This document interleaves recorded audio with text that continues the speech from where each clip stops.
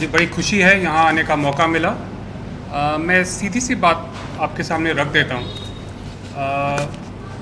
प्रधानमंत्री मोदी जी के 9 साल के शासनकाल में सरकार ने अनेक दावे किए हैं अपने परफॉर्मेंस के बारे में, अपने रिकॉर्ड के बारे में।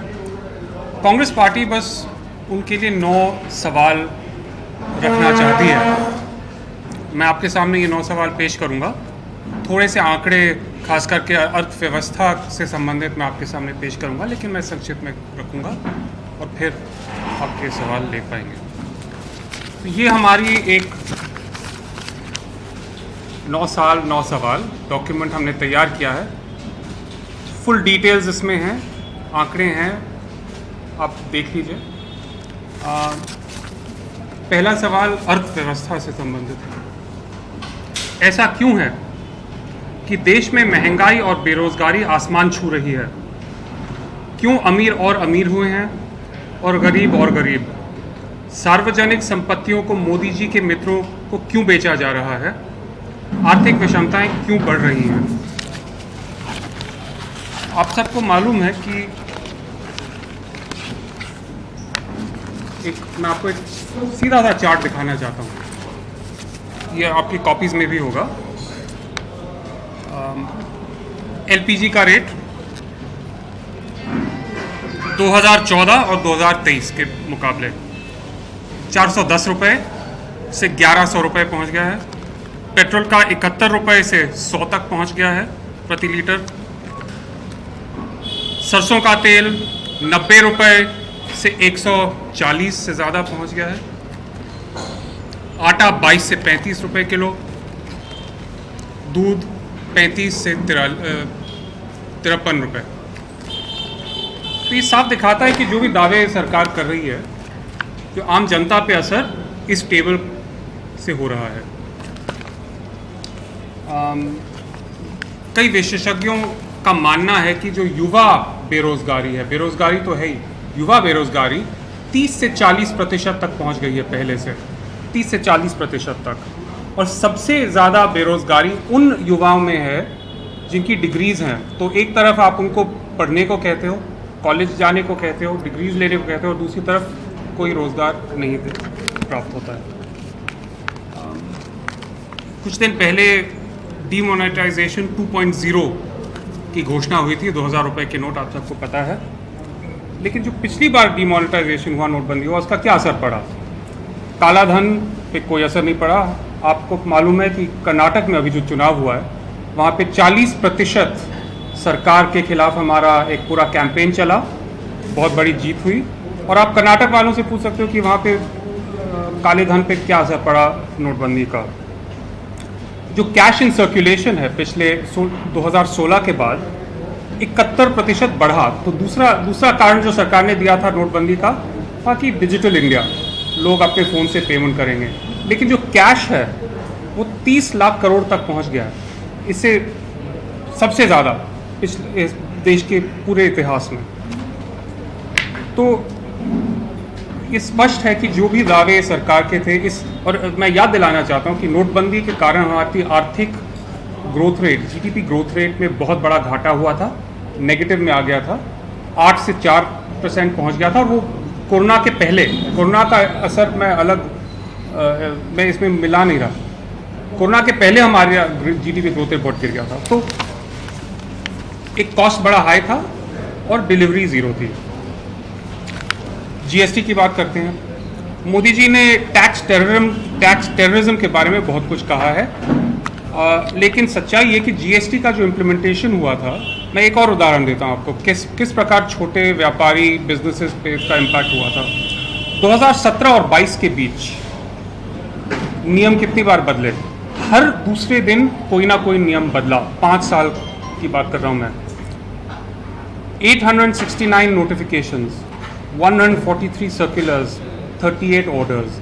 हर दूसरे दिन कुछ ना कुछ बदलता जा रहा है। तो ऐसे इसका इम्पैक्ट आप सोच सकते हैं कि छोटे बिजनेसेस पे किस प्रकार का होगा। फ़ायदा सिर्फ वकीलों का और चार्टर्ड अकाउंटेंट्स का हुआ है, बिजनेसेस का नहीं हुआ है। अब आते हैं पब्लिक सेक्टर पे। जैसे कि मैंने कहा, बेरोजगारी की बहुत गंभीर समस्या है। पब्लिक सेक्टर में 2014 और 2022 के बीच जो PSUs की जॉब्स हैं 13 लाख से 8 लाख तक पहुंची हैं, यानी 5 लाख कम हुई हैं। रेलवेज में 18 लाख से 12 लाख तक गिरी हैं। तो एक तरफ रोजगार की समस्या है, दूसरी तरफ आप पब्लिक सेक्टर या निजीकरण हो या जो भी कारण हो, जॉब्स आप घटाते जा रहे हैं। तो ये है पिछले 9 सालों की कहानी। और इससे जुड़ी बात ये है कि जो पब्लिक सेक्टर जॉब्स हैं उसमें रिजर्वेशन होता है, SC, ST, OBC। तो जैसे ये जॉब्स घटती जा रही हैं उनके लिए भी जो अपॉर्चुनिटीज़ है कम होते जा रही हैं। प्राइवेट इन्वेस्टमेंट गिरा है, UPA में 25% था GDP का, अब 20 से कम हो गया है। तो ऐसे बहुत आंकड़े हैं, इसमें आप देख सकते हैं। अब आती है किसान की बात। हमारा दूसरा सवाल यह है, ऐसा क्यों है कि पिछले 9 सालों में भी किसान की आय दोगुनी नहीं हुई जैसे कि वादा किया था। काले कृषि कानूनों को रद्द करते समय किसान संगठनों के साथ हुए समझौतों को अभी तक लागू क्यों नहीं किया गया है? MSP की गारंटी क्यों नहीं दी गई है? यहाँ भी मैं बस 1-2 आंकड़े आपके सामने रखता हूँ। आपको याद होगा दिल्ली में किसान आंदोलन हुआ था, ठंड में 300 दिन किसान वहाँ बैठे रहे, 700 की मृत्यु हुई और अभी भी कोई वादे पूरे नहीं किए गए। ये कीमत उन्होंने चुकाई थी और रिजल्ट आप देख सकते हैं। सरकार ने झूठे वादे किए और उनका कुछ इम्प्लीमेंटेशन नहीं हुआ। तीसरा, भ्रष्टाचार और मित्रवाद। सवाल उठता है, ऐसा क्यों है कि अडानी को फायदा पहुंचाने के लिए LIC और SBI में जमा जनता के खून पसीने की कमाई को दांव पर लगा दिया? भ्रष्टाचार को खत्म करने के बाद भ्रष्टाचार को खत्म करने की बात करने वाले प्रधानमंत्री इस पर जवाब क्यों नहीं देते कि अडानी की फर्जी कंपनियों में 20,000 करोड़ रुपए कहां से आए? यह सवाल राहुल जी ने उठाया है, पार्टी ने उठाया है। चौथा सवाल उठता है चीन और नेशनल सिक्योरिटी का। हाँ जी, 9 साल पूरे पड़े। हाँ। ऐसा क्यों है कि चीन को लाल आंख दिखाने की बात करने वाले प्रधानमंत्री ने उसे 2020 में क्लीन चिट दी? ना कोई आया है ना कोई घुसा आया, आपको याद होगा। जबकि आज भी हमारी ज़मीन पर कब्जा करके बैठे हुए हैं। सारी डिटेल्स रिपोर्ट में हैं, अगर आपको चाहिए मैं दे सकता हूँ।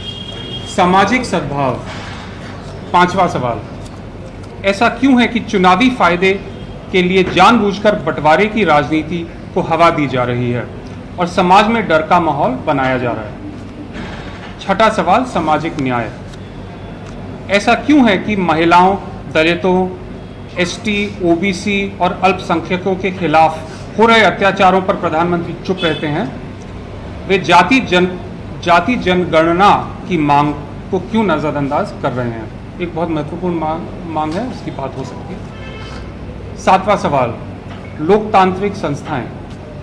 ऐसा क्यों है कि विपक्षी दलों और नेताओं के खिलाफ बदले की भावना से कार्रवाई की जा रही है? क्यों जनता द्वारा चुनी गई विपक्षी दलों की कई सरकारें गिराई गई? पिछले 9 सालों में संवैधानिक और लोकतांत्रिक संस्थाओं को क्यों कमजोर किया जा रहा है? 8वां सवाल, जन कल्याण योजनाएं। ऐसा क्यों है कि बजट में कटौती करके मनरेगा जैसे जन कल्याण की योजनाओं को कमजोर किया जा रहा है? गरीब, आदिवासी और ज़रूरतमंदों के सपनों को क्यों कुचला दिया जा रहा है? और आखिरी क्वेश्चन, आपको याद होगा, कोरोना से संबंधित है। ऐसा क्यों है कि कोरोना के कारण 40 लाख लोगों की मौत के बाद 40 लाख, वैसे 47 लाख आंकड़ा WHO का है, और इंडिया में सबसे ज़्यादा मौतें कोरोना काल में इंडिया में हुई, 47 लाख। 47 लाख लोगों की मौत के बाद उनके परिवारों को मुआवजा देने से मना कर दिया गया। क्यों अचानक लॉकडाउन करके लाखों कामगार साथियों को घर जाने के लिए मजबूर किया गया और उन्हें उनके हाल पर छोड़ दिया गया? और 4 करोड़, आपको याद होगा, मजदूर पूरे देश में भटक रहे थे, अपने घर जाने की कोशिश कर रहे थे। तो ये हमारे 9 सवाल हैं, इनके डिटेल्स मैं दे सकता हूँ। अब यहीं छोड़ देते हैं। Subscribe to our YouTube channel News DNN by clicking the bell icon. Don't forget to like, comment and share.